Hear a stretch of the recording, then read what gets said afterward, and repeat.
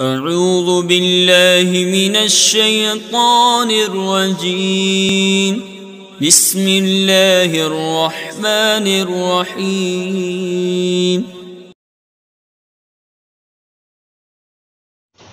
بسم اللہ الرحمن الرحیم۔ میں مجاہد حسین رضوی، استاذ دارالعلوم غریب نواز الہ آباد، درجہ رابعہ کے متعلمین سے مخاطب ہوں اور شرح جامی بحث اسم کا درس دینے جا رہا ہوں۔ وجوہ اعراب کے اعتبار سے اسمائے متمکنہ کے اعراب کا بیان چل رہا ہے۔ آج کے سبق میں تثنیہ اور اس کے ملحقات کے اعراب کا بیان کرنا ہے۔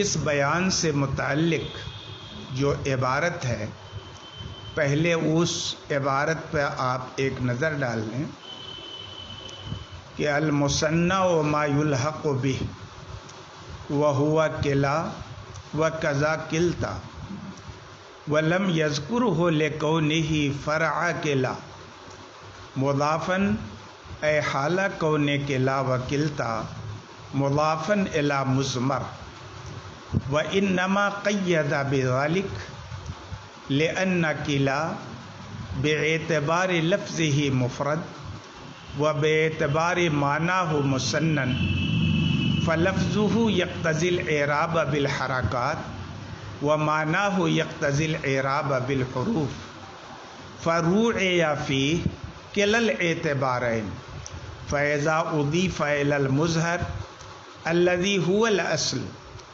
روعي جانب لفظه الذي هو الأصل وعرب بالحركات التي هي الأصل لكن تكون حركاته تقديرية لأن آخره ألف تسقط بالتقاء الساكنين نحو جاءني كلا الرجلين ورأيت كلا الرجلين ومررت بكلا الرجلين وإذا أضيف إلى المضمر الذي هو الفرع روعي جانب معناه الذي هو الفرع وعرب بالحروف التي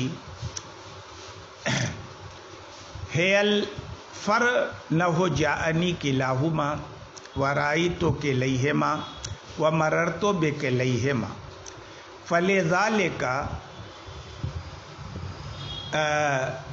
کون اعرابه بالحروف بکونه مضافا الى مضمر وسنان وكذا اثنتان وسنتان فإن هذه الألفاظ وإن كانت مفردة لكن صورتها صورة التثنية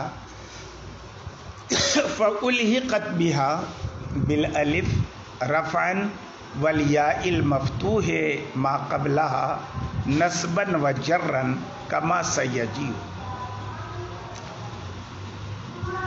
اسماء متمکنہ کی وجوہ اعراب کے اعتبار سے پانچویں قسم تثنیہ اور اس کے ملحقات کا اعراب ہے۔ ان کا رفع لفظی الف کے ساتھ اور نصب اور جر یائے ماقبل مفتوح کے ساتھ ہوں گے، جیسے جانی مسلمان، رائے تو مسلمین، مرر تو بے مسلمین۔ نفس مسئلہ تو بالکل واضح ہے، لیکن یہاں پر علیحدہ سے تین باتیں اگر آپ سمجھ لیں گے تو انشاءاللہ شرح حل ہو جائے گی۔ پہلی بات یہ ہے کہ مصنف نے یہاں سے اعراب بالحرف حکمی کا بیان کیا ہے، اور یہ اعراب دو قسموں میں پایا جاتا ہے، تثنیہ اور اس کے ملحقات میں، اور جمع مذکر سالم اور اس کے ملحقات میں۔ مصنف نے تثنیہ کو جمع پر مقدم کیا اس لیے کہ تثنیہ جمع پر طبعاً بھی مقدم ہوتا ہے۔ طبعاً مقدم ہونے کا مطلب یہ ہے کہ ہر جمع تثنیہ کا محتاج ہوتا ہے، اور جب طبعاً مقدم ہے تو مصنف نے اسے وضعاً بھی یعنی کتاب کی ترتیب میں بھی مقدم کر دیا تاکہ وضع یہ طبیعت یعنی حقیقت کے موافق ہو جائے۔ دوسری بات یہ ہے کہ کلا ہو یا کلتا ہو، اسنانے ہو یا اسنتانے ہو، یہ حقیقتاً تثنیہ نہیں ہے، اور اس لیے نہیں ہے کہ ان کا کوئی واحد نہیں ہے، اور تثنیہ حقیقتاً وہ ہوتا ہے جس کے واحد کے وزن پر علامت تثنیہ کا اضافہ کیا جائے، لیکن ان کے معنی میں اثنینیت ہے، دوئی ہے، اس لیے یہ ملحق بتثنیہ تو ہیں، حقیقتاً تثنیہ نہیں ہے، معنی ہے تثنیہ والا۔ اچھی بات ہے۔ اسنانے اور اسنتانے کی صورت بھلے تثنیہ والی ہے، لیکن حقیقتاً یہ بھی تثنیہ نہیں ہے، کیونکہ ان کا بھی کوئی مفرد نہیں ہے۔ اچھی بات ہے، میں بتا چکا کہ یہ حقیقتاً تثنیہ کیوں نہیں ہے، کیونکہ حقیقتاً تثنیہ وہ ہوتا ہے جس کے واحد کے وزن پر الف نون کا اضافہ ہو۔ شارح نے کہا کہ وَلَمْ يَذْكُرْهُ، کلا کا ذکر کیا، کلتا کا ذکر نہیں کیا۔ یہ ایک سوال کا جواب ہے کہ جس طرح سے کلا یہ ملحق بتثنیہ ہے، ویسے ہی کلتا بھی ملحق بتثنیہ ہے۔ کلا کا ذکر کیا، کلتا کا کیوں نہیں ذکر کیا؟ ٹھیک اسی طرح سے اسنتانے اور سنتانے پر بھی اعتراض ہوگا کہ جس طرح سے اسنانے ملحق بتثنیہ ہے، ویسی اسنتانے اور سنتانے بھی ملحق بتثنیہ ہے۔ شارح نے ان دونوں کا بھی ذکر نہیں کیا۔ شارح نے جواب دیا کہ کلتا فرع ہے کلا کی، کیونکہ کلا مذکر کے لیے استعمال ہوتا ہے اور کلتا مؤنث کے لیے، تو جب اصل ذکر کر دیا تو فرع خود بخود اس کے تابع ہو کر مذکور ہو گئی، اس لیے اس کو دوبارہ ذکر کرنے کی ضرورت نہیں ہے۔ اور ٹھیک اسی طرح سے اسنتانے اور سنتانے بھی۔ اچھی بات ہے۔ تیسری بات یہ ہے کہ کلا اور کلتا یا کلا کو جو اعراب دیا گیا ہے، جس کا تذکرہ ہے، اس میں مضافاً الی مضمر کی قید لگائی ہے کہ کلا کا یہ اعراب یعنی حالت رفیع میں الف کے ساتھ، نصبی اور جری میں یائے مقبل مفتوح کے ساتھ، یہ تب ملے گا جب آپ اس کی اضافت ضمیر کی طرف کریں۔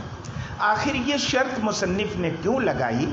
اس کیوں کا جواب سمجھنے کے لیے آپ ایک بات ذہن میں رکھیں تو شارح کی بیان کردہ وجہ آسانی سے سمجھ میں آ جائے گی، اور وہ بات یہ ہے کہ مفرد تثنیہ کے مقابلے میں اصل ہوتا ہے، کیونکہ دو مفرد اکٹھا ہوتے ہیں تو تثنیہ بنتا ہے نا، اس لیے اصل ہوا۔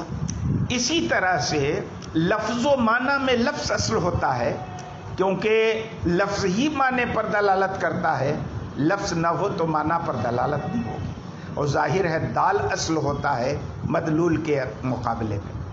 اسی طرح سے اسم ظاہر اصل ہوتا ہے اسم ضمیر کے مقابلے میں، کیونکہ اسم ظاہر کی دلالت اپنے معنی پر واضح ہوتی ہے، اور وہ اس دلالت میں غیر کا محتاج نہیں ہوتا، جبکہ اسم ضمیر کی دلالت واضح نہیں ہوتی اور اپنے معنی پر دلالت کرنے میں یہ مرجع کا محتاج ہوتا ہے۔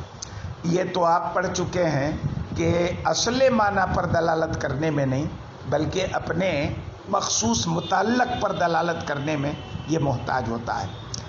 اسی طرح سے اعراب بالحرکت اصل ہے اعراب بالحرف کے مقابلے میں، جیسا کہ کئی بار آپ پڑھ چکے اس بات کو۔ تو بہرحال 4 اصل ہوئے۔ نمبر 1 مفرد، یہ اصل ہے تثنیہ کے مقابلے میں۔ نمبر 2 لفظ، یہ اصل ہے معنی کے مقابلے میں۔ نمبر 3 اسم ظاہر، یہ اصل ہے ضمیر کے مقابلے میں۔ نمبر 4 اعراب بالحرکت، یہ اصل ہے اعراب بالحروف کے مقابلے میں۔ ان چاروں کے مقابل ان کی فرا ہیں۔ اب شارح نے جو مضافن الی مضمر کی قید لگانے کی وجہ بیان کی ہے، اس کا خلاصہ یہ ہے کہ کلا اور کلتا الفاظ کے اعتبار سے مفرد ہیں، معنی کے اعتبار سے تثنیہ ہیں۔ ان کے الفاظ تقاضا کرتے ہیں کہ اعراب بالحرکت ہو کیونکہ لفظ مفرد کا ہے، اور معنی تقاضا کرتا ہے اعراب بالحرف کا۔ اب اگر ان کا اعراب صرف اعراب بالحرکت رکھا جائے یا صرف اعراب بالحرف دے دیا جائے تو ایک پہلو کی رعایت ہوگی، چاہے لفظی پہلو کی یا معنوی پہلو کی، اور دوسرا پہلو متروک ہو جائے گا۔ اس لیے دونوں جہتوں کی یا دونوں پہلوؤں کی رعایت کرتے ہوئے ان کو اعراب بالحرف بھی دیا گیا اور اعراب بالحرکت دے دیا، اور فرق یہ کر دیا کہ جب کلا یہ مضاف ہو اس میں ظاہر کی طرف تو اعراب بالحرکت ہوگا، کہ اس لیے کہ اس صورت میں چاروں اصل اکٹھا ہو جائیں گے۔ الفاظ بھی اصل ہیں، الفاظ کے اعتبار سے یہ مفرد ہیں، مفرد ہونا بھی اصل ہے، اس میں ظاہر ہونا بھی اصل ہے، اور ان کو جو اعراب دیا گیا وہ اعراب بالحرکت بھی اصل ہے۔ تو جب اچھی بات ہے، اور جب یہ مضاف ہو اس میں ضمیر کی طرف تو ان کو اعراب بالحرف دیا جائے گا، اس لیے کہ اس صورت میں چاروں فرع اکٹھا ہو جائیں گے، کیونکہ معنی بھی فرع ہے، اور معنی کے اعتبار سے یہ تثنیات ہے، تثنیہ بھی فرع ہے، پھر اس ضمیر کی طرف مضاف ہوں گے تو ضمیر بھی فرع ہے، اس لیے جو ان کو اعراب دیا وہ اعراب بالحرف دیا، اور یہ بھی اعراب بالحرکت کے مقابلے میں اس کی یہ فرع ہے۔ اب ایک نظر ترجمے پہ ڈال لیں۔ شارح کہتے ہیں کہ مثنیٰ اور ملحق بمثنیٰ، اور ملحق بمثنیٰ کون ہے؟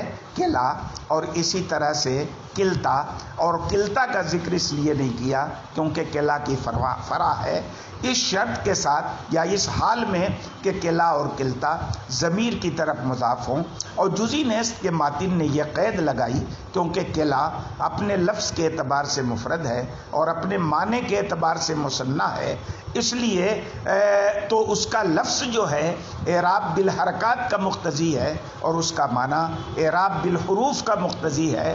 تو اب دونوں اعتبارات کی رعایت کی گئی، تو جب کلا یہ مضاف ہو اس مظہر کی طرف جو اصل ہے تو اس کے لفظ کے پہلو کی رعایت کی جائے گی جو اصل ہے، اور اعراب بالحرکت دیا جائے گا جو اصل ہے، تو اور لیکن اس کی حرکتیں جو ہوں گی وہ لفظی نہیں ہوں گی بلکہ تقدیری ہوں گی، کیونکہ کلا کے اخیر میں الف ہے جو التقاء ساکنین کی بنیاد پر محذوف ہو جائے گا، جیسے جانی کلا الرجلین، رأیتو کلا الرجلین ومررتو بکلا الرجلین۔ اور جب ضمیر کی طرف مضاف ہو جو فرع ہے تو اب اس میں اس کے معنی کی رعایت کی جائے گی جو فرع ہے، اور اعراب بالحروف دیا جائے گا جو فرع ہے، جیسے جاءنی کلاہما ورأیتو کلیہما ومررتو بکلیہما۔